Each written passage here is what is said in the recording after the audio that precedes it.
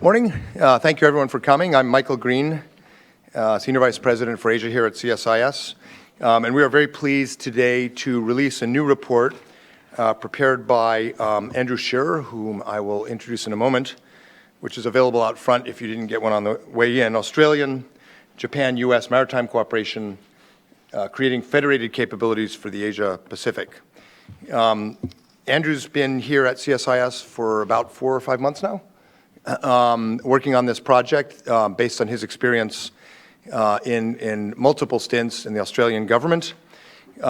He's now a distinguished visiting fellow at CSIS and has come out of senior positions in the Australian government, most recently the National Security Advisor to Prime Minister Tony Abbott. He was also National Security Advisor to Prime Minister John Howard and has previously held senior posts in the Department of Foreign Affairs and Trade and Ministry of Defense, and here in the Embassy in Washington, where I first met Andrew about 15 years ago when I was on the National Security Council staff.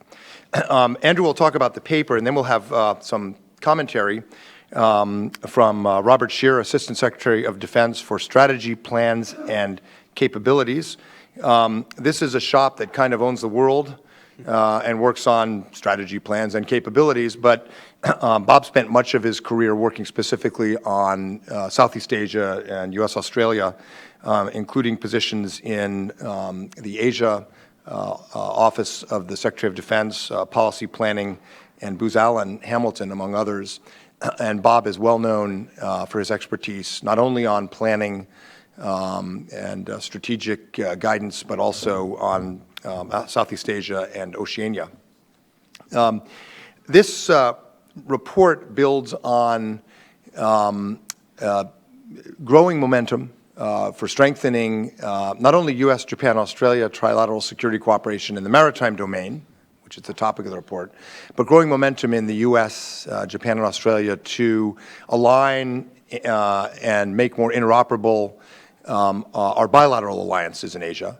The U.S.-Japan alliance and the U.S.-Australia alliance were born together, but not really in intimacy. In some ways, quite the opposite. The Australian side played us quite well in 1951 and helped to design the hub and spokes alliances we know today to maximize Australian interests.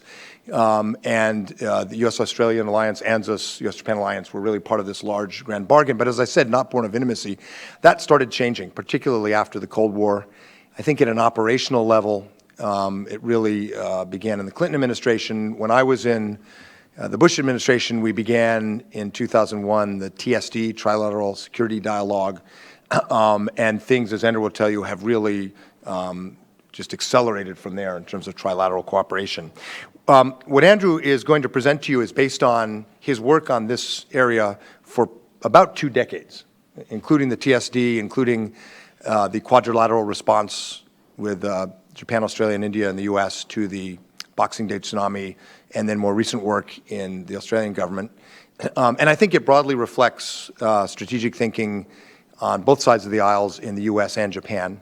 But I should emphasize that Andrew's paper is his paper, and also that Bob Shearer is here to comment, to give us the state of play in current U.S. policy, not necessarily to endorse this report. We often have current administration officials come when we issue these reports. They're usually polite enough not to say we're already doing all that, and usually polite enough usually polite enough not to say this is the dumbest thing I've ever heard. It's usually somewhere in the middle, but it gives us context for understanding what the government's doing, thinking about, and what opportunities there are going forward. So we'll hear from Andrew, and then comments from Bob, and then we'll open it up for your questions. Thank you, Andrew. Well, thank you very much, Mike, and thank you everyone for coming along today. I really would like to thank Mike and CSIS for the opportunity to spend time here. I've got a lot of old friends here, and it's really been fantastic to be back here as a visiting fellow the last few months. I'd also like to thank Bob for coming along.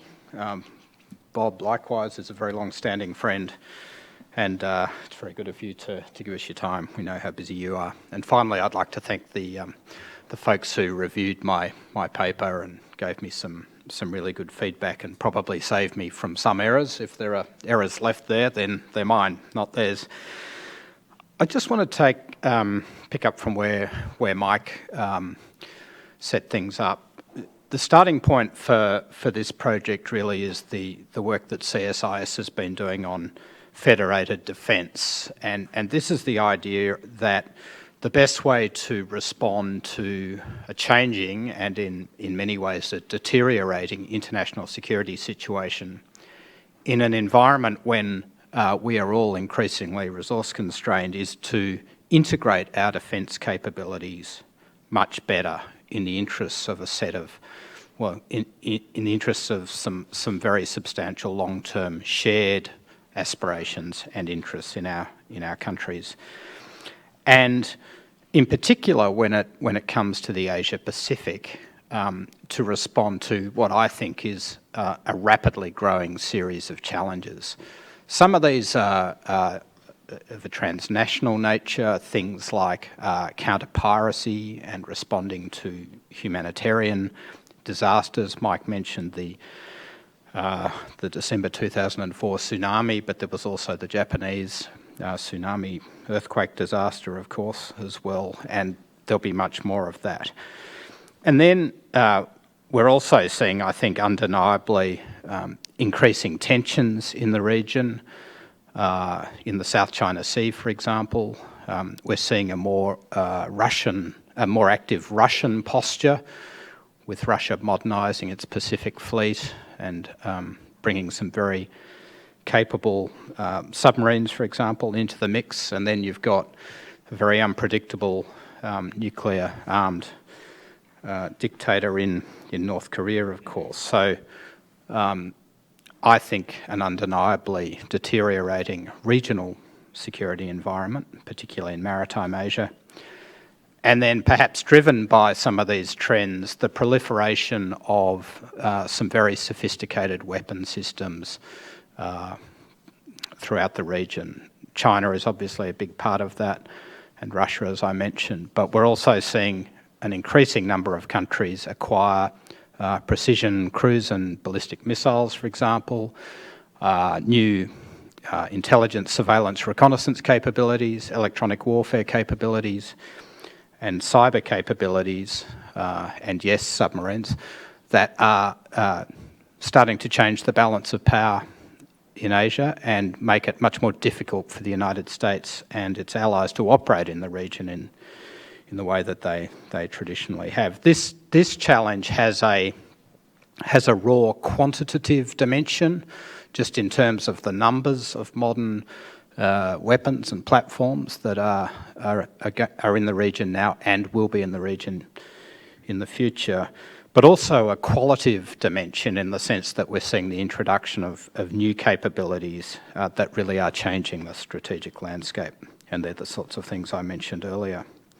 And then at the same time, of course, we're all resource constrained at the moment. Budget cuts mean that the size of the US Navy, for example, has been falling. Other countries in the region are not spending massive amounts on defence, although encouragingly Australia and Japan have both committed to increase their spending, particularly on maritime capability. But generally, we're seeing a reduction in the resources of the US and its potential coalition partners, and an increase overall. So the task of managing this challenge and monitoring it is becoming greater. And then, as I said, we're seeing gaps in capability. Notwithstanding the US rebalance, there are limits to resources in terms of humanitarian assistance, in terms of amphibious capability, in terms of ISR assets, undersea assets. The US attack submarine fleet actually around the mid-2020s will start to get smaller, not larger, for example. And gaps in cyber, missile defence and maritime security more broadly. So for that reason, I really chose to focus my paper on maritime security and how we can take the framework of federated defence and start to actualise it in terms of real capability in the region. And then I narrowed it down to Japan and Australia for a few key reasons. One is the policy framework that Mike mentioned. Strengthening trilateral strategic cooperation among those countries has been established policy for a very long time. I also chose those countries because they're probably the United States' two most capable maritime partners in the region. And when we're looking to achieve the sorts of strategic effects that I'm talking about in the paper, including around deterrence and the capacity to reassure allies, you really need high-end partners. We have to collaborate, of course, across the region with a whole range of countries, including in Southeast Asia and China, on the transnational part of this. But to build genuine, integrated, high-end capability, you need to start with the most capable partners. And then Australia and Japan have both themselves been shifting their defence policies in the direction of more emphasis on maritime security, and both of them have a stated commitment to increase their maritime capabilities. So they're already highly capable partners, and they're going to become, I think it's fair to say, even more capable partners over the next 10 to 20 years. Now, the submarine piece of this equation is the one that generates all the excitement, of course, and there's no doubt that C-1000, which is Australia's program to replace the current Collins-class fleet, is one very important opportunity to strengthen maritime cooperation between these three countries. There's no question of that. But this agenda is much broader than just the submarine piece. The last chapter of the report really is an attempt to draw out an action plan that hopefully will encourage officials, and I'm keen to hear from Bob about this, in the right direction as I see it, and that is to start making some of these more networked, more integrated capabilities real. I think a critical part to start is around ISR and networking our intelligence, surveillance, reconnaissance capabilities much more effectively, in particular to build a shared picture of what's happening in the maritime environment, because we know from our time in government that when governments share a common appreciation of the strategic environment, they're more likely to act in concerted ways in pursuit of shared interests. And here I'm talking really about things like networking our maritime surveillance aircraft, US and Australian P-8s and Japanese P-1s, the unmanned aerial vehicles that our countries will be bringing into service for long-range maritime surveillance missions, things like Global Hawk and Triton. And also, I think potentially cooperation in radar, where each of our countries have some very sophisticated technological skills and systems in place already. Then there's the undersea part of this. Undersea warfare is going to become increasingly important in the Asia-Pacific. Again, everyone talks about submarines, but I think potentially even more important here is anti-submarine warfare. Certainly in the Australian case, I think it's fair to say that our ASW skills have not had the attention that they used to get during the Cold War. We've had other priorities. We need to start rebuilding those capabilities in Australia. And here again, I think the networking potential and our ability to leverage Australia's geography, Japan's strategic geography, create a web of integrated ASW capabilities that can take some of the load off US resources, which are going to be increasingly stretched by this picture that I've tried to set out in the paper. When it comes to submarines, of course, this is an Australian decision. It's going to be a very consequential decision indeed. It will shape our force structure and the options that are available to Australian governments for decades, and hence, I guess, the level of excitement around the decision making. It's also, of course, a massive commercial opportunity. I think it's the largest sort of openly available defence industry contract that's on the world market at the moment, and the successful partner will obviously gain huge kudos when it comes to building advanced conventional submarines. So the stakes are very high.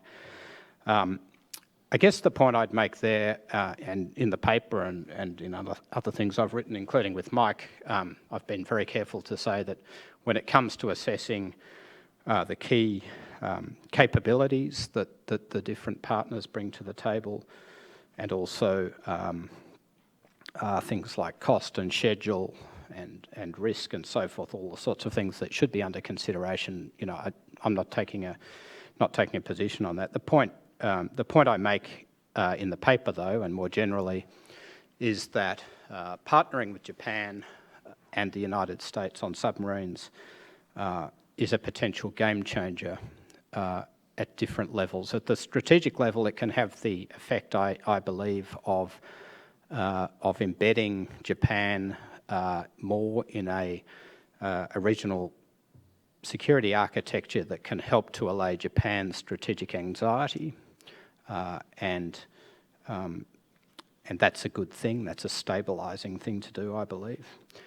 At the operational level, a fleet of interoperable submarines can certainly have more impact and can help to deal both with the quantitative undersea challenge that I've mentioned and the qualitative challenge in terms of increasing capabilities in the region. And then the defence industry part of this is incredibly important too. Again, supporting Japan's efforts to expand its defence industry and the international dimension of that is incredibly important in terms of locking in Japan to a broader regional security architecture. So for those reasons, I think it's undeniable that there is a strategic dimension to the submarine decision and that those factors should very much feature in that decision. Capability cooperation, and the submarine project is a good example, is a really important area for the three countries to work in. I say in the paper that we should start thinking about combined capability right from the get-go when strategic requirements are being formulated and at all stages through the capability acquisition process. That's a way to reduce inefficiencies, reduce duplication, and drive interoperability. Likewise with logistics, I can't remember who said it, but someone said amateurs talk about strategy and professionals talk about logistics. And I think it's undeniable when you look at some of the choke points in terms of, for example, precision-guided munitions for coalition operations in the region, that if we integrate our logistics chain much more, look at things like common stockpiles of munitions, mutual resupply and pre-positioning, and also working together on sustainment of our systems, particularly if we can move in the direction of more shared systems and platforms, there'd be enormous benefits there. Amphibious capability, Australia and Japan are both building their own amphibious capability. I think it's fair to say it's early days in both cases. And this is where working with the US Marine Corps is so incredibly important for us as we build that capability, and where the US Marine rotations in Australia come into play. That's massively important, but this should be a two-way street. And for example, when you read about the shortage of strategic sea lift that could constrain US amphibious operations in the region, we should be very ambitious here, and we should, for example, be looking at building the capability to deploy US Marines and their vehicles and weapons and aircraft off an Australian platform, one of our large 27,000-tonne amphibious ships, for example, or a Japanese vessel for that matter, and generating a pooled amphibious lift capability that can work across the region on problems as diverse as humanitarian responses through to stabilisation operations and so forth. Just a few other quick things before I wrap up and hand over to Bob. The trilateral machinery, as Mike mentioned, has been in place for a long time now, and I say in the paper that I think it needs to be updated. We have a security and defence cooperation forum, which is a sort of analogue to the trilateral strategic dialogue. I recommend that should be elevated to, say, the Deputy Secretary level to really give it a bit more drive and cut through in the three systems. And I think there should be standing working groups in some of the areas I've mentioned this morning to take forward individual initiatives in that framework. I think we also need to bring India in. India is an incredibly important potential partner for Australia, for Japan and for the United States. And we should do that, I think, at a pace that is comfortable for India. But if you look in particular at areas like ISR and anti-submarine warfare, then I think India has a huge role to play, and there are some real synergies, in particular with Australia's strategic geography. And then lastly, of course, we do need to continue to engage China. We already do trilateral US, Australia, China exercises, and I think there's scope for more of that. We need to work with them on HADR and counter-piracy, and generally build up habits of working together and cooperation, because ultimately that will create greater transparency and hopefully greater confidence. I'll leave it there and hand over to Bob. So I'm very happy to be here to discuss this paper.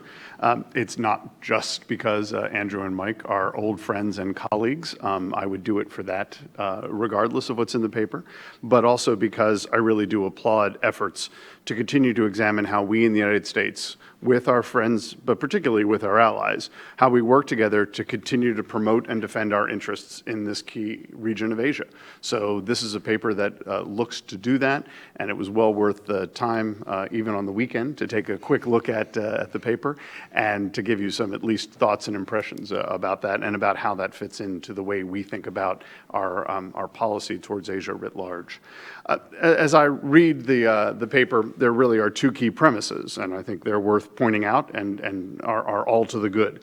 One, we in the United States and with our allies as well have to be able to adapt our long-standing alliance system that used to be predominantly, if not in some cases solely, sort of a hub and spoke system. And I think Andrew points this out, the federated process, the federated systems that CSIS is looking at. All of this points to the fact that while hub and spoke was really the predominant nature of it, of our relationships in Asia, it can't be the only way that we look at it. And I do think that we haven't only looked at that as the way for many years, spanning a number of administrations, but that we have to continue that progress. Also, the second premise, if you will, is that maritime issues are and will continue to be critical to the security and prosperity of Asia. It sort of goes without saying, but nonetheless, it's worth pointing out. Looking at a map, don't have a hard time understanding why maritime issues are so important for Asia, for, again, security and prosperity. So if you put these two together, it was an easy sell for me to take a look at ideas about how we could increase trilateral cooperation and increase that alliance network, if you will, and focus that on maritime issues. So let me deal with each of those in a little bit more detail from my perspective. First, the idea of increasing multilateral cooperation and doing so with our most capable allies and doing that together. It sort of on the face of it makes sense. These are two allies with whom we work very closely. We have very good interoperability with each one of them individually.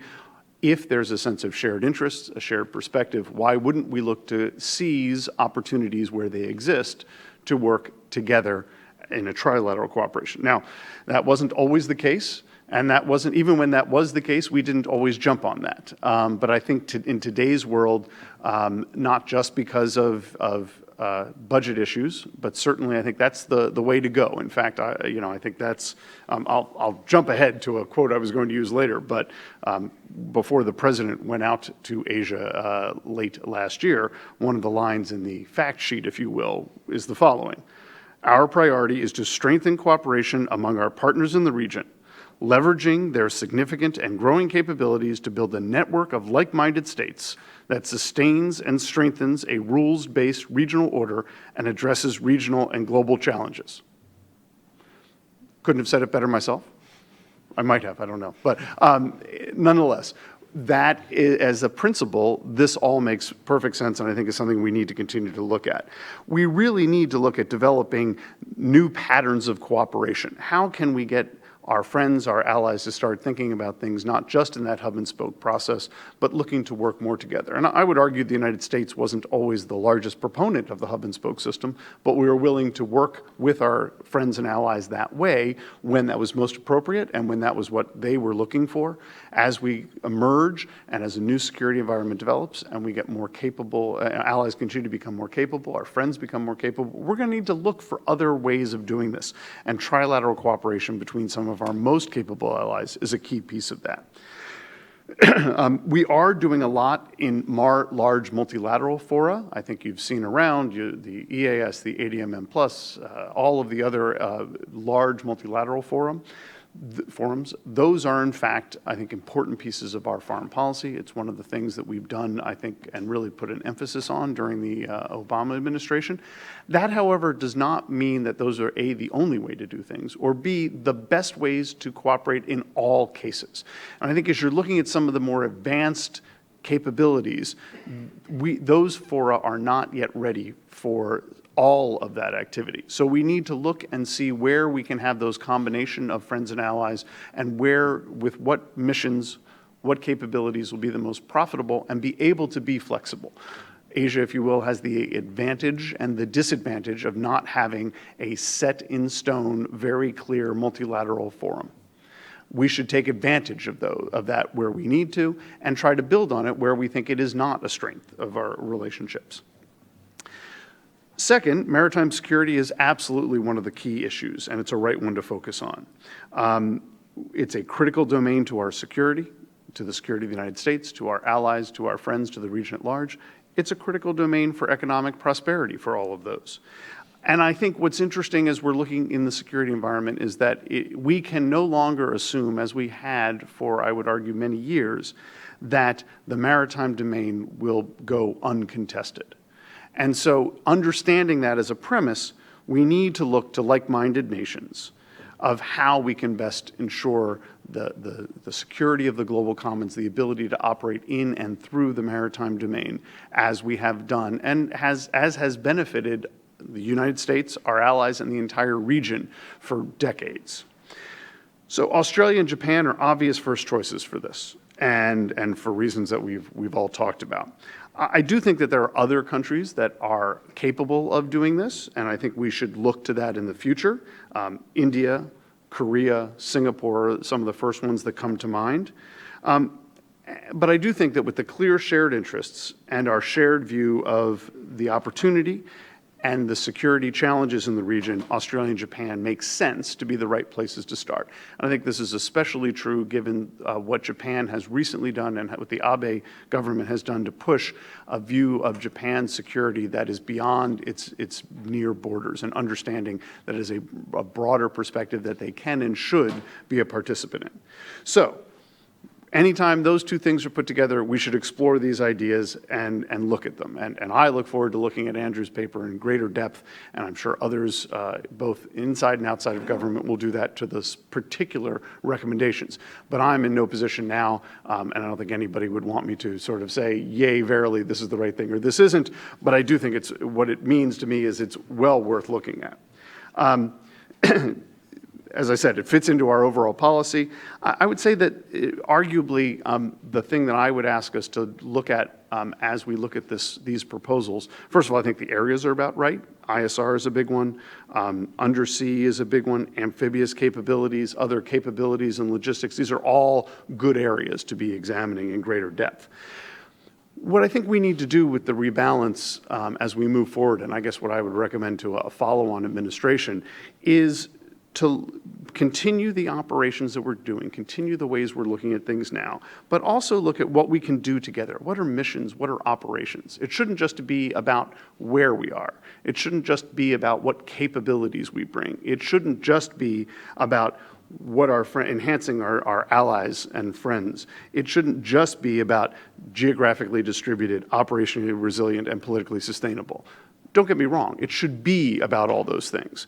You've heard them continue to be said. One of the wonderful things about government is you get to repeat yourself and maybe eventually someone will believe that you mean it. We will continue to say those things, but we also need to talk about for what. for what are we doing all these things? Why are we geographically distributed? Why are we looking to cooperate on a range of issues? Why are we putting our best technology forward into the Pacific? And we're doing it for reasons. We're doing it so that we can work on things together. Some of these things will be at the high end of the spectrum. Some of these things will be at the lower end of the spectrum, and we shouldn't forget any of those pieces.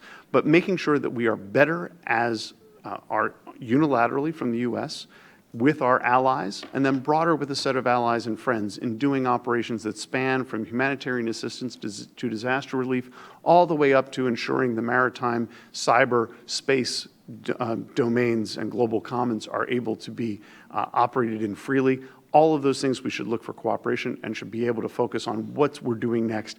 It will always be with our Asian allies that we're going to be seeing this, because this is where, and you've heard all these things, I won't repeat all the statistics, but this is where our interests are inexorably intertwined.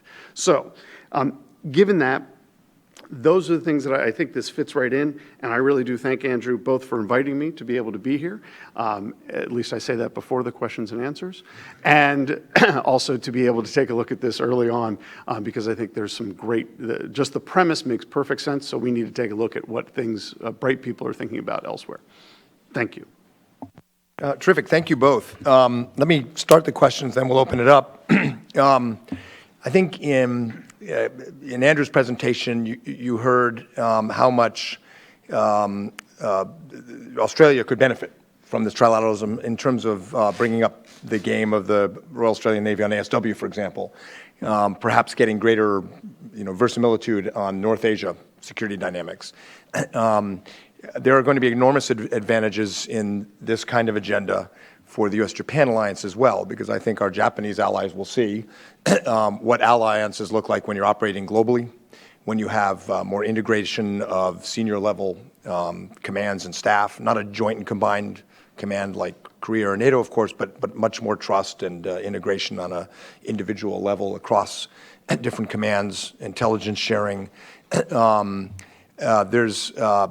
think there's going to be an open window for both alliances, and not just the Australian and Japanese side, but U.S. Forces Japan, PACOM, and starting to see what the gold standard is in various areas. That's a huge advantage. And I like very much, Bob, that you put this in a context, as did Andrew. The U.S. and Japan and Australia, and in particular Japan and Australia, have been cooperating on regional architecture since at least, for those of you who know the alphabet soup, APEC, and before that PEC, and various early regional architectural innovations. A lot of it came out of Japan and Australia. Even the trilateral security dialogue, which I was involved in from the beginning in 2001, was primarily the Japanese and Australian sides telling us to get our act together and keeping us focused on the right things in Asia. So that larger context and set of common interests really drives this. Let me first ask each, Andrew, the Japan-Australia security cooperation is 100 years old, plus. And right about this time, 100 years ago, if I'm remembering my history correctly, Japan and Australia were sinking submarines in the Mediterranean. The Imperial Japanese Navy got the Anzac troops to Gallipoli and so forth. So there's a long history there with an obvious interruption. My sense is in Australia, particularly since 15, 20 years ago, the views towards Japan shifted quite considerably in a very positive direction. On the other hand, Beijing is very clearly opposed to anything like this, even if it involves building regional capacity for humanitarian disaster relief, more operations and exercises with the PLA. I think from China's perspective, I think this isn't our intention in the three allied capitals, but I think from the Chinese perspective, that's window dressing for a containment strategy. So I would expect that Chinese official criticism of trilateralism, U.S., Japan, Australia, with India, with Japan and Korea and so forth, is going to increase. And I guess my question is Canberra ready for the heat? What's the debate like in Australia about this? I mean, reading the Defense White Paper, it sounds like the answer is yes. But if you could give this Washington audience a bit of a flavor of the larger worldview in Australia about how you do this while at the same time maintaining commercial relations with China, that would be terrific. Thanks. Sure. Well, just and thank you, Bob, for that context, that's absolutely right. As Mike says, our partnership with Japan goes back a very long way indeed. And in fact, it's interesting,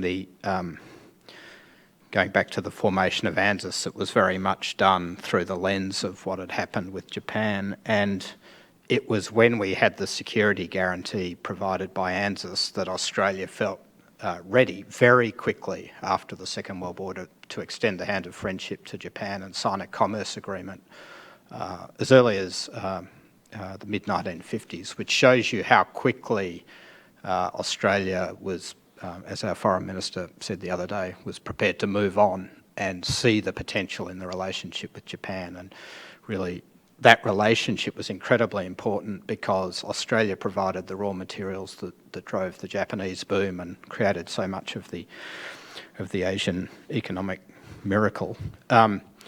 Our strategic relationship with Japan came later. We've partnered very closely with Japan on economics and increasingly in terms of regional diplomacy and building this sort of architecture in the region that Mike outlined.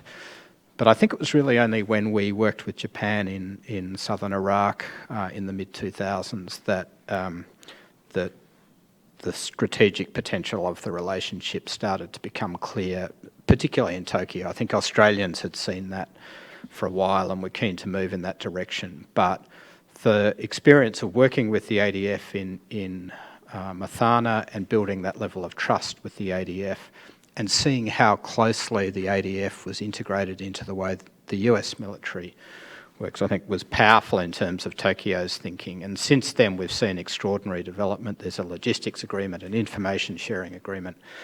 We're working on a mutual access agreement to facilitate more exercises and operations in each country. So the architecture of the strategic relationship between Australia and Japan has come on in leaps and bounds. And now, finally, of course, I think just a few years ago, most of us in this room would have thought it unthinkable that Japan would be a potential international partner for Australia's future submarines. So a massive amount of development there.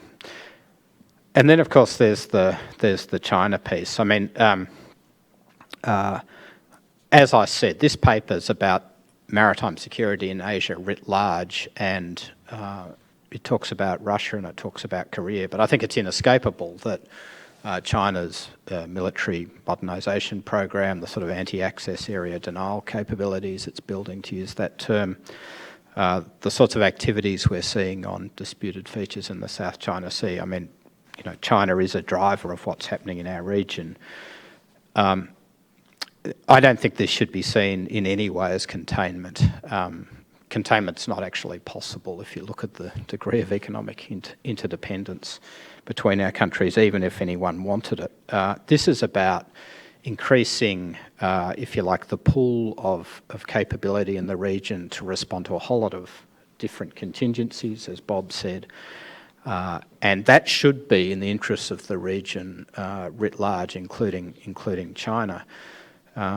And the other point I'd make is that I do think there is a deterrent piece to this, and as work that CSIS and other institutions have done, and as is recognised in US government documents, the balance of power in maritime Asia is shifting, and it's shifting in an unfavourable direction, and we need more high-level capability to sustain a favourable balance of power and ultimately a peaceful and stable region that is underpinned by open economic institutions and respect for core principles like freedom of navigation.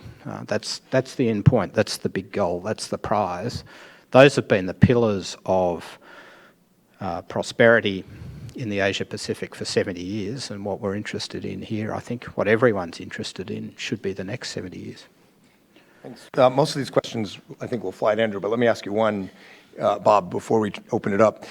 You mentioned a range of areas from diplomacy to HADR to surveillance and so forth. Can you say a little bit about our force posture initiatives? Because it seems to me, by design probably, but we're creating a new force posture in the Pacific that also links our bilateral alliances, at least in the sense that, for example, Marines will go to Okinawa, and as part of the rotations, they'll also do some time in Darwin. And so, there's that connection as well. And maybe you can tell our audience a little bit more about where that's all heading. Certainly. We have had this sort of tagline, if you will, for an awful long period of time of geographically distributed, politically sustainable, and operationally resilient. And it's repeated not just because we're comfortable with it, but I think because it actually represents what we're trying to do in terms of posture within the region. If you think about, a number of years ago, you would have said that our posture is, you would equate our posture with our footprint, and you would say that our footprint is just about Northeast Asia. And you wouldn't have been too far off. While that might have been overly simplistic, it wouldn't have been necessarily wrong, and certainly a defensible position. We decided, and I think this is stuff that ideas that were started across multiple administrations, but to take a look and see what we could do to do a better job of understanding that we had interests far beyond just Northeast Asia, that we needed to look about how we could distribute our posture and be able to operate effectively with friends and allies from Northeast Asia through Southeast Asia, Oceania, and into the Indian Ocean. And in order to do that, you have to have the forces, the footprint, the agreements, the exercises with these countries. And so we started that, and we continued that effort in the Obama administration. And I think what you've seen, we have some things that we point to a fair bit, and we will continue to point to it. Some long-standing ones in Singapore of how we've operated with the support of the government of Singapore in and around Singapore. You will see some of the Australia piece that we've done in terms of expanding our cooperation and our ability to operate with Australian forces from northern territories of Australia, particularly Air Force and Navy. You will see that we've done a fair bit in the Philippines and gotten to the point where we can have more rotational presence in the Philippines on a more regular basis. And I think this all really links together to be able to say that it's important that we be able to operate with our friends and allies and be able to operate relatively seamlessly with them across and around the region, not just in Northeast Asia. So this really, and again, I really do think, I think a lot of people who work on Europe a lot and come into Asia think it's a downside that there is no regional, clear regional architecture like NATO. And I think that I understand why they do that. I now have to spend a lot of time in Europe, and I've come to appreciate the NATO alliance in a way that I hadn't before. Mr. Trump.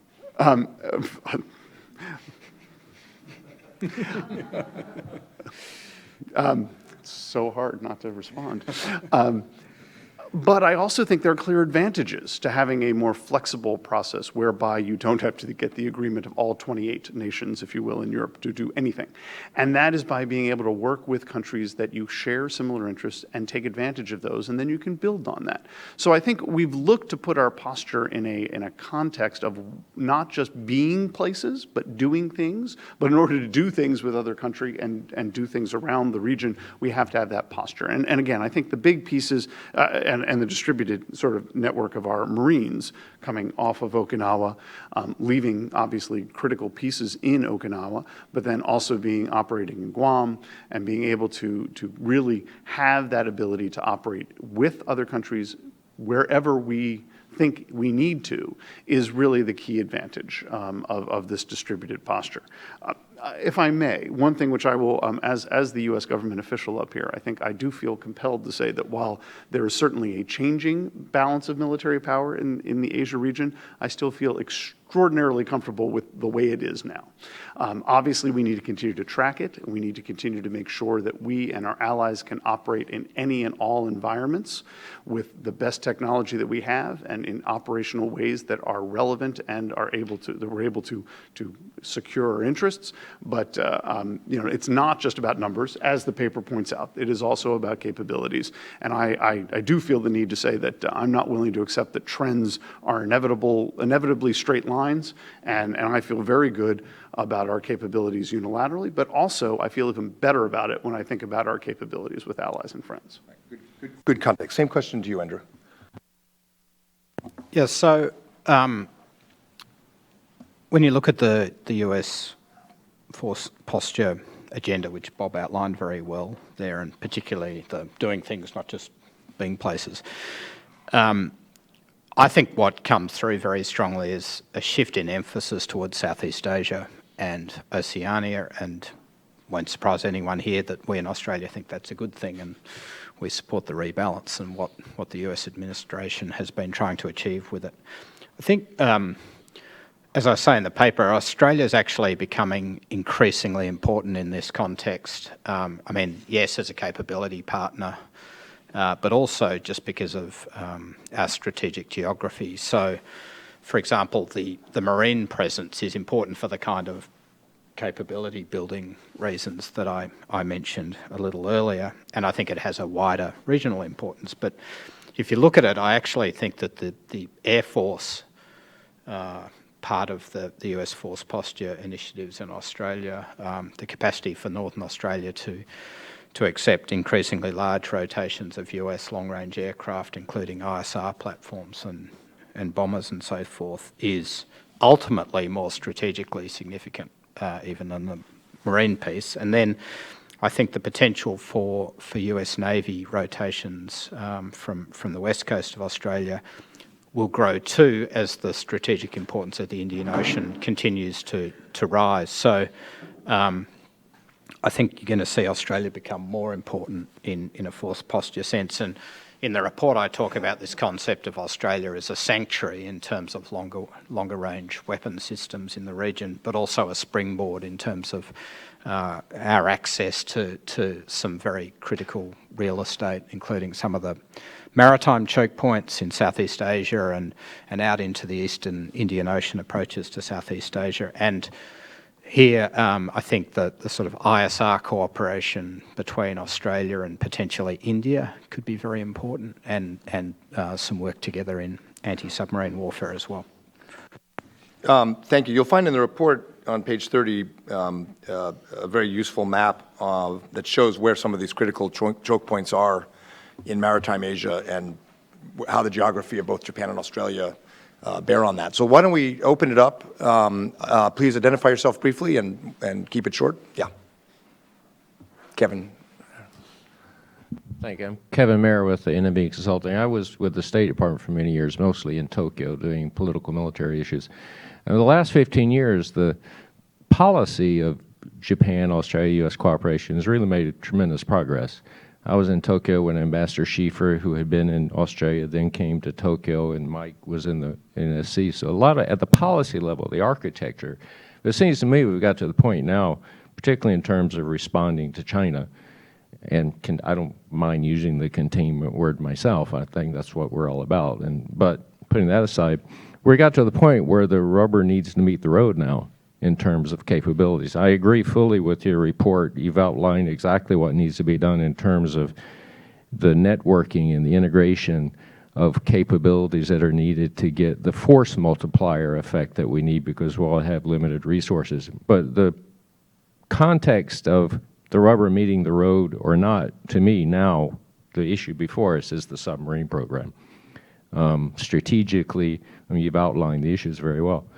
But how confident are you that Australian government will make what I would say is the correct decision on this in terms of the strategic and interoperability and the relationship between our three forces? I just can't see the Germans and the French caring that much about the South China Sea and the East China Sea, that they're going to have the follow-up capabilities. But how confident are you that the decisions will be made for the right reasons?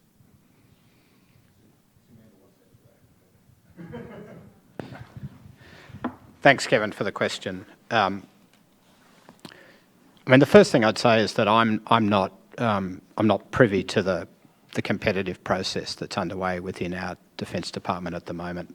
I had a hand in establishing the process, and each of the international partners who are participating in it have expressed their support for the process. They like it. They think it's a good, robust process, and I think that's incredibly important. I mean, this is a $50 billion acquisition up front and probably another $100+ billion going forward for sustainment. I mean, absolutely huge for Australia and just a big project, full stop. I'm not privy to the inside of the process. I'm not going to comment on the relative merits of technically of the Japanese or German or French submissions. I'm not in a position to, and it's not my job to. That's for defence. What I can say, though, is that if the capability of the Soryu can be modified to the minimum extent possible to meet Australia's strategic requirements, and that particularly applies to range, and if the Japanese proposal is solid on cost and schedule, and if it's the best way to mitigate the risks that we've experienced with the Collins-class submarine, then I think the strategic logic of going with the Japanese, is compelling. And I, as an Australian taxpayer and someone who worked in the Australian government, I have no reason at all to believe that the process won't explore those issues in great detail with great professionalism, and I very much hope and would expect reach a serious, sensible decision just because of its importance for future generations. So I think that'd be my answer. Well, I'm certainly not going to be in a position to judge it, the outcome. I just add, I think what Andrew said is spot on. So there are a lot of variables that are, beyond my ability to judge in terms of technology and cost. And Andrew didn't mention, but I know you're aware of industrial participation and labor relations. There's a lot to this. I actually did my dissertation on these kinds of decisions and how they affect alliances. When you're talking about this much technology and this much strategic capability, these are of historic consequence in terms of the direction or trajectory of a country's defense policy and foreign policy. So it's not surprising it's under the magnifying glass in Canberra and Tokyo and around the world. You see articles in the Financial Times and so forth. The U.S. has to stay neutral, of course, because we have three allies competing with whom we operate at sea. But I think when you control for or set aside for the moment all of the important technical, industrial, and other decisions, it is striking to a lot of people, here at least, that one of the submarines under discussion operates in the waters of the Pacific. And the industrial base and foreign policy of that government is committed to exactly the same strategic objectives in that region. And as I understand it, the bid made it clear that there would be some consideration of these strategic factors. So it's not surprising the U.S. government has to be quite careful on this. But the nice thing about being out of government, of course, Kevin, is, as you just said yourself, we can sort of opine based on what we've seen of the dynamics in the region.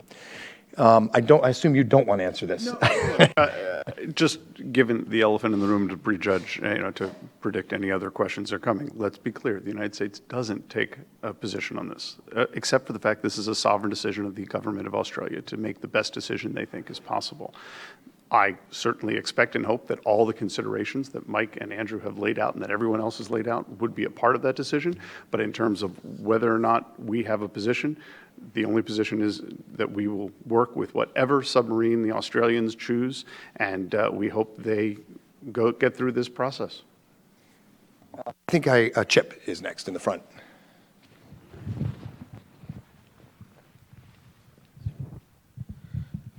Chip Gregson, Avocent. Freedom of navigation was rightly mentioned as a principle, which begs the question, whose freedom of navigation? For instance, how do we help guarantee Vietnam and the Philippines the right to freedom of navigation in their own exclusive economic zones, fishing, seabed mining, that type of thing? Thanks, Chip. Bob might have something to say about this too. And it's an excellent question. I mean, I think part of it is that, as we know, these countries have limitations on their own capabilities to basically enforce their own interests and their own legal rights, consistent with UNCLOS. So I think that one part of this, and some good work's already started in this area, is building up their capabilities, starting with sort of Coast Guard type capabilities to monitor the sorts of problems you mentioned around fishing and so forth. I know that the United States has gifted a couple of retired Coast Guard cutters, I think, to the Philippines.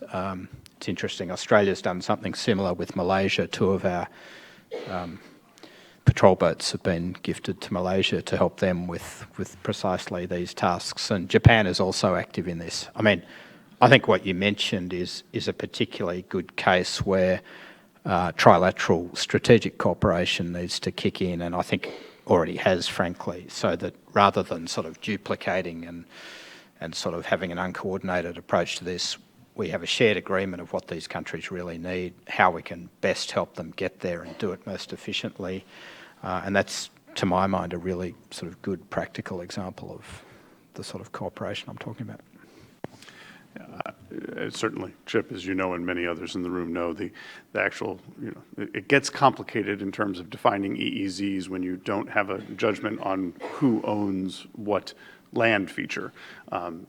It's not as complex as sometimes it's made out to be, but nonetheless it is a difficult situation. It's one of the reasons why we hope that everyone will accede to the way the customary international law and UNCLOS looks at these issues. We believe that that's the right venue to deal with disputes, and we support what's going on now in terms of any dispute resolution that could be going on with the case that the Philippines brought.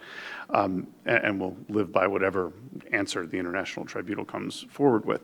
All of that, I would argue, is immaterial to the fact that every country who has a maritime boundary deserves to be able to address threats within it and deal with and have some sense of maritime domain awareness, be able to do its rightful positions regardless of what you believe the EEZs or the territorial waters are. And that's really where we've been focused, is on the capabilities piece. Obviously, other folks in the U.S. government are dealing with the diplomacy and the other pieces, but we, I think, as Andrew has pointed out, have spent a lot of time working with our friends and allies who we can help with building these capabilities. We have, some of this is arms sales, some of this is gifts and different ways of doing that. Some of this is the Maritime Security Initiative, which I think you've seen up on the Hill, and Secretary Carter has announced. So that's how we're focusing our efforts, is making sure that every country has the capability to do what it is within its rights and, in fact, what responsibilities within the international environment. But the core answer, I would argue, to your question is it's freedom of navigation for everyone. This is a core interest for the United States. It is a core interest for other countries, and it's something that we've all lived by in international norms and rules of behavior for the past decades, and it's something I think is critically important to figure out how we can best maintain and continue to demonstrate and show, and as well as argue, that it's in everybody's interest in the region for that. So let me briefly have some other people on the list, but flag Bob's point and put you on the spot, Andrew. We very well may have, in the coming months, a decision in the arbitration on the Philippines case, and I think many experts expect, we can't predict, that it will be unfavorable for Beijing, and that the Chinese side is unlikely to accept it, and may take action to demonstrate that it's a paper tiger. So this is a hypothetical, so you're off the hook, Bob. But what do you think, Andrew? How would this maritime security cooperation manifest itself in this kind of scenario, which I personally would say is at least a 50-50 prospect looking at it today?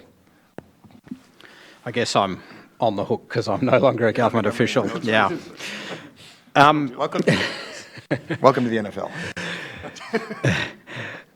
Look, I think this arbitration outcome is obviously going to be very important, not least because I think that the way the rules of the region are shaped now is incredibly important, given that the sort of trajectory the region seems to be on. It's better that the rules are established now than at a point when things are more out of hand down the road. So it's very important. I think the initial point is that there needs to be a very strongly concerted diplomatic piece that comes in support of international rules, the international rules-based order in this case. The region obviously has a massive stake. Australia, for example, is an exporting country, and about 60% of our trade passes through the South China Sea. So it's vital to us nationally, but as Bob said very eloquently, and Mike's also said, the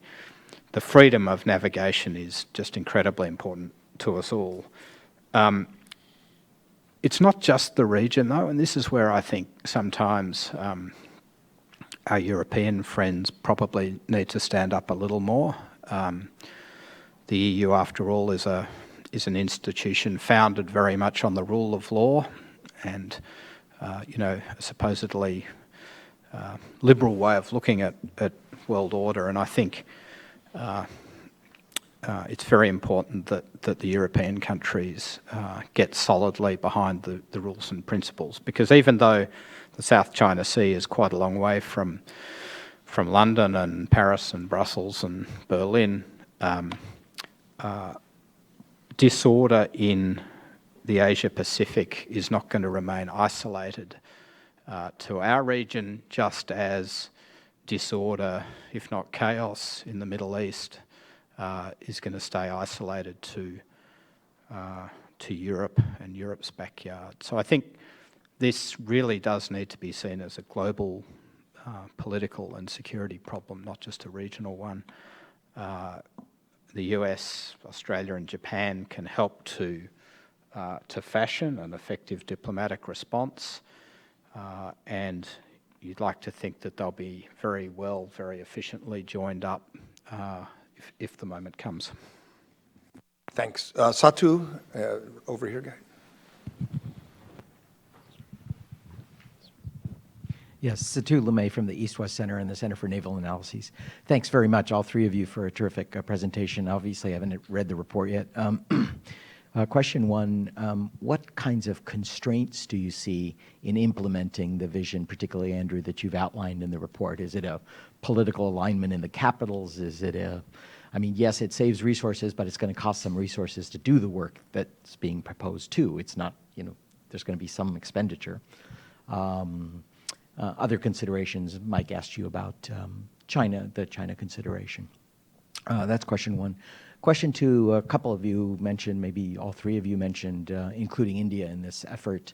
I just wonder, given the asymmetry between the U.S.-India relationship and the India's relationship with both Japan and Australia, in terms of the kind of agreements, and you mentioned logistics agreements and access agreements and stuff. What's the best modality? Is it pulling India along to get to the stage of being able to work with us more as allies, or is it insisting on the foundational agreements and other mechanisms first in order to dock onto the federated system that you're proposing? Thank you. Thanks, Satu.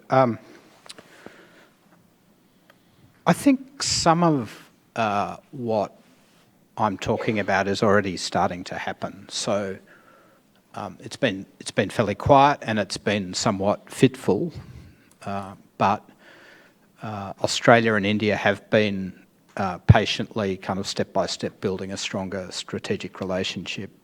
We have a joint declaration on security. I can't recall if that's the exact title, but it's that sort of foundational document. And interestingly, very much modelled on Australia's historic sort of 2007 joint security declaration with Japan. And then the Japan and India piece is also developing quite strongly.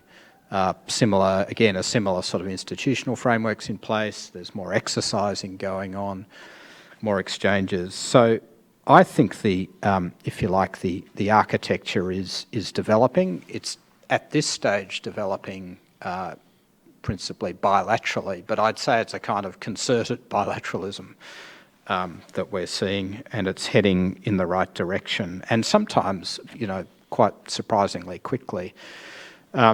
Australia, Japan and India have now established an official trilat, which sits next to the Australia-Japan-U.S. one. That's a really good thing. I don't think it's an either-or, though. I don't think we should wait until the perfect edifice is constructed. I think we should keep patiently building the edifice, but in the meantime, where we can, where it makes sense, where it's in everyone's interests, we should bring India in. And Mike mentioned the 2004 tsunami in the Indian Ocean. That was a perfect example where from almost a standing start, the 4 countries generated a pretty impressive military response to that tragedy because they're like-minded, there's a lot of shared values, there's a lot of sort of latent interoperability and a lot of capability, which when it's pointed at the same problem can be very effective. So I think there'll be more things where on a case-by-case basis we can reach out to India and say, you know, we're thinking of doing this, what are your thoughts about it, how would we go about it, would you like to join? And it's that kind of process rather than sort of having some big high-level goal and sort of waiting until we achieve it. Yeah, I think so. First of all, as I think Andrew's paper pointed out, we're at a place where we think we can do more trilaterally between the U.S., Australia, and Japan. But that's been working for a while, right? Those patterns of behavior have built up. There have been a lot of meetings. There have been a lot of things. I mean, I've participated in my fair share. I think everyone around this table has, and they can range from incredibly intellectually stimulating to painful diplomatic and defense, sort of sharing of talking points. And we've done less of the latter more recently and more of the former. And I think that's, you have to build that up, those patterns of behavior, that pattern of comfort. I think with India, it's a great goal. I agree wholeheartedly. I think we'll have to go at it both ways, right? I don't sense that we want to be in a position in the United States of looking at it as only through the trilateral lens. We obviously have bilateral pieces we want to do. I still remember fondly thinking that it would be easy within my tenure as the Deputy Assistant Secretary covering Asia. We'd have these foundational agreements done. It was great. And it's both disheartening and comforting to see that it wasn't just my problem. That in fact, this is just hard. And it's hard with any country. It's not easy with any country. It's just newer with India. So we're going to have to look at it both ways. And if trilateral cooperation or quadrilateral cooperation comes out of this, all to the good, but in the end, it's always going to be driven by what every individual country sees as its self-interest, and if that's not the driving premise behind it, I'm concerned about it. I don't know why. So when India sees it greater in its interests to be part of something like this, I think it's important that we be able to accommodate it, and until then, there are lots of things that we can do with India, both of our countries, independently, bilaterally, and we should look at any of those opportunities. Bob just confirmed my theory that the great attraction of trilateralism for the U.S. is watching our allies negotiate status of forces agreements and AXAs and GSOMIAs with each other and sit in the sidelines and say, now you understand what we have to go through with you. I don't know if you want to address constraints. I think there is a constraint issue, of course. Japan has budget limitations. We all do. Australia does, and of course India does, and so when you move to add Australia, Japan onto the pretty intense U.S.-Japan exercise schedule, or for India to add Japan or Australia to Malabar, it costs money, and it takes people out of their training cycles. What's been impressive to me, though, is that Delhi, Canberra, Tokyo, and Washington have been willing to do it. And part of the reason, I think, is that those 4 navies operate at a very high level. And I think the Indian navies, from what I hear from officers, gets a lot out of exercising with Japan in terms of competence, knowledge, high-end ASW and other training opportunities. And not necessarily always with the U.S., too. There's something about exploring, the gap's not as big. But also just for political reasons, in Delhi in particular, it's nice to be able to have other ways to have high-end exchanges. So I've been impressed that, and even in the U.S. with budget constraints, and Bob deserves a lot of credit for this, I think that despite challenges in the defense budget, the exercise schedule with allies, partners, trilateral, bilateral has been maintained pretty well. to the credit of OSD and Pacific Command, which shows you there is leadership and strategic drive behind this. But there are going to be constraints, I think. And in some ways, I think you asked about bedrock agreements and so forth. I mean, part of the reason you need those is to reduce the costs, because if you have these kinds of arrangements in place, like an acquisition cross-servicing arrangement and so forth, it's going to cost less to do it together. So it's kind of a chicken and egg problem, but you raised the right one. Did you want to address constraints? Yeah, sorry, Sato, I didn't finish off on constraints, and I think Mike's dealt very well with the resources one. Yeah, around politics, I think you're right. I think the broad underlying trend, if you like, the structural trend is in this direction, but I think there's no question that that there are windows of opportunity to advance these objectives, and that we're in one now. I mean, the three countries I've written about, and I would put India in this category as well, broadly seeing the region the same way. They have broadly the same sort of, if you like, grand strategic objective. And I think there's a good convergence in the capitals around this. But that's not to say that sort of alignment can't be sort of knocked around by politics. I remember, for example, that the Rudd government, when it came to office in Australia, sort of disavowed quadrilateral cooperation very quickly. I actually think they did it very soon, and probably it hadn't been fully thought through. But that's just one example of how, you know, changes in the sort of political realm can I think not stop this trend or reverse it, but can sort of temporarily hold it up is how I'd put it. But I think there's a very strong convergence there at the moment with actually all the four countries we've been talking about. I guess the other point I'd make is around just a kind of cultural change that this requires. You know, we've talked a bit about the hub and spokes approach, but building up real interoperability is partly about sort of widgets and machines that say ping talking to each other properly, but it's much more about people getting used to how other people do things and building up those real habits of close working. I think, you know, Australia and the US have always been close, but the sort of sheer operating tempo that our militaries have been working together under since 9/11 really means that they're almost kind of integrated, joined at the hip. And, you know, in other areas, I know that the United States with, for example, Japan works incredibly closely in ASW. It's how we take those very close working relationships and sort of broaden them out and encourage a mindset.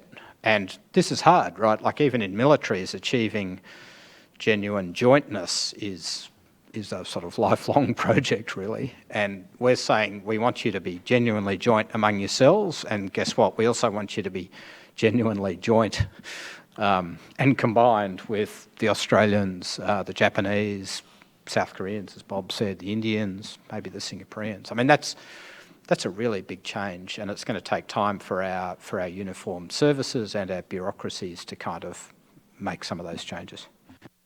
Doug?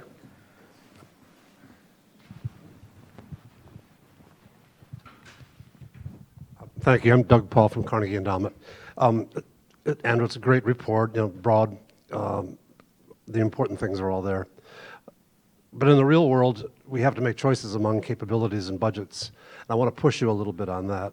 The case for ASW, talking to Navy people, is pretty strong. We're falling behind. We need to catch up with our own selves, having had this hiatus since the Cold War ended.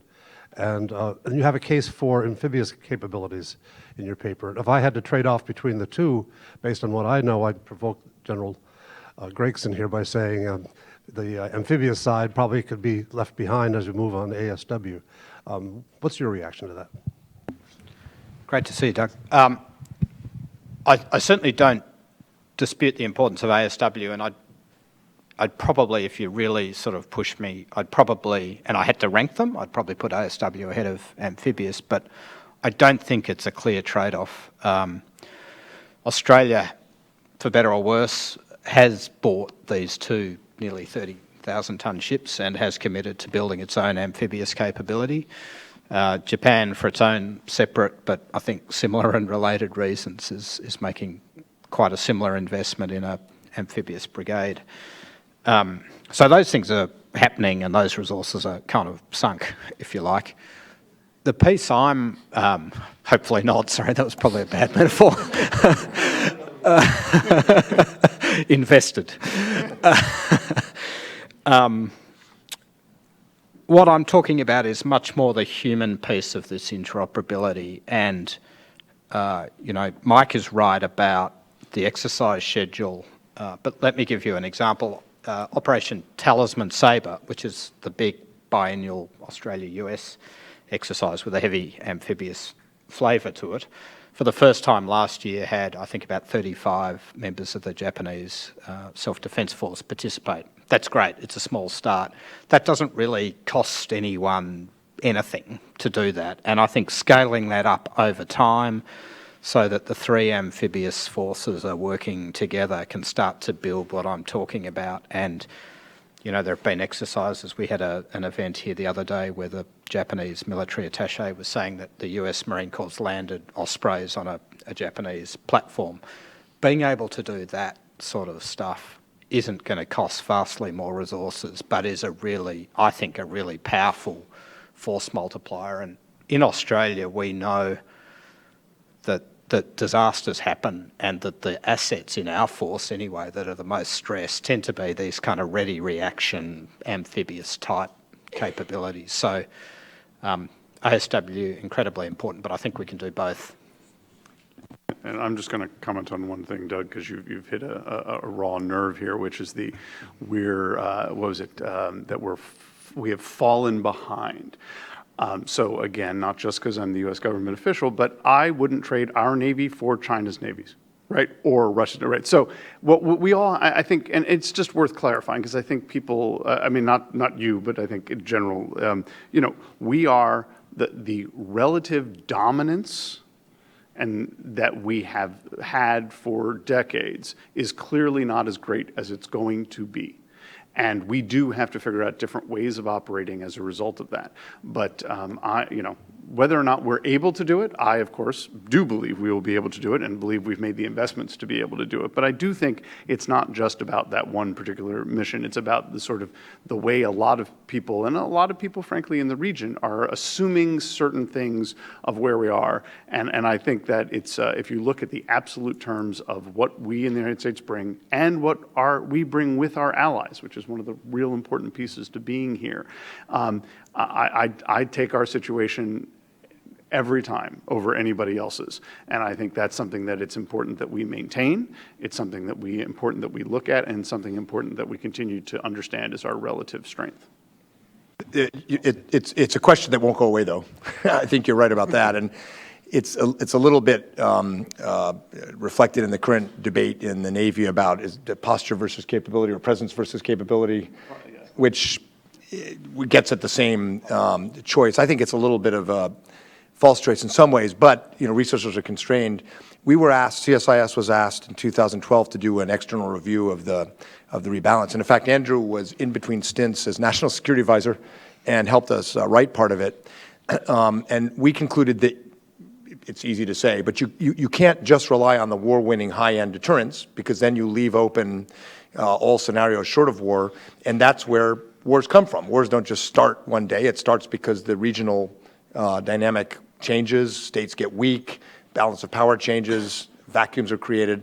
And so the amphibious capabilities are critical in a way that submarine warfare isn't for that sort of phase zero peacetime shaping mission. But if it doesn't work, you really want the others. So it's going to be a trade-off. And I think, although I find the Navy's debate about this a little artificial, I do think it's a reality that all three governments are going to have to, from the top, shape this. Because if you leave it to the services, they each have their own answers. Or even within the services, the submarine community and the surface warfare community are going to have different answers. So there really does have to be an intelligent plan from the civilian leadership, from the military leadership, to start, balancing this. It's not an either-or, of course.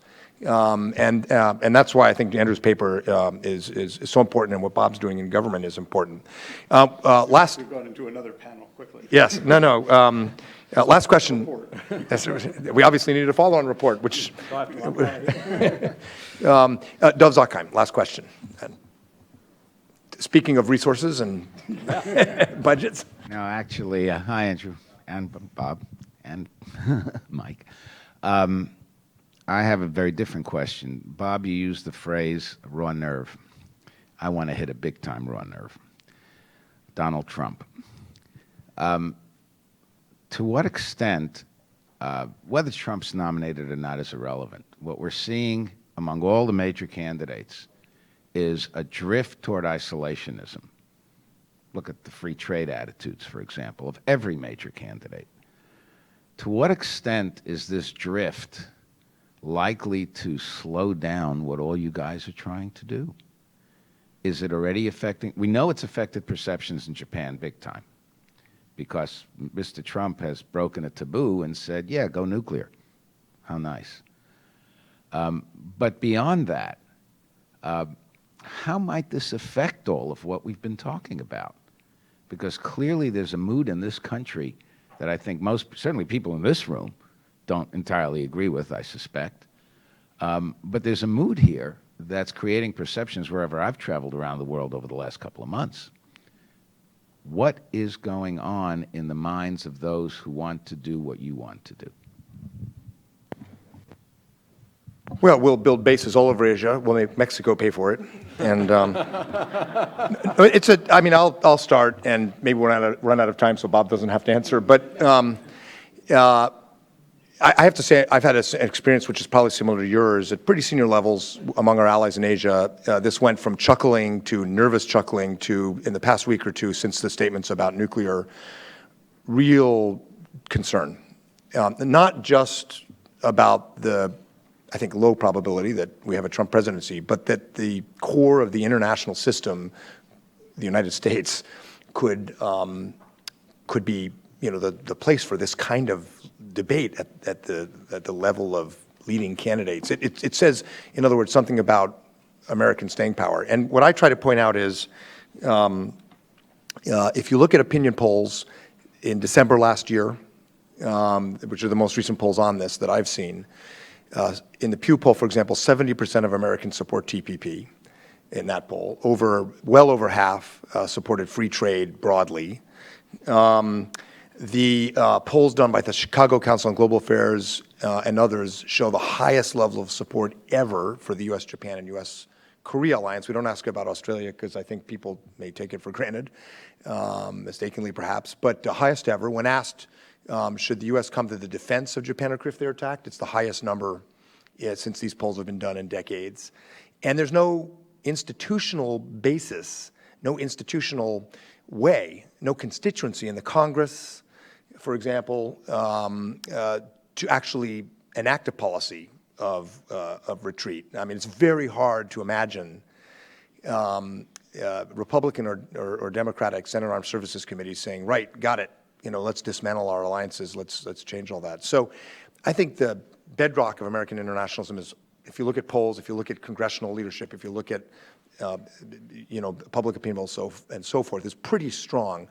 But let's see what the polls look like next time. Maybe this will start to affect views. I don't know. I'm not certain it will, but I'm not certain it won't. So I think it is worrisome. But the bedrock of American internationalism, I think, is a lot more solid than what you see in the headlines. That would be my answer.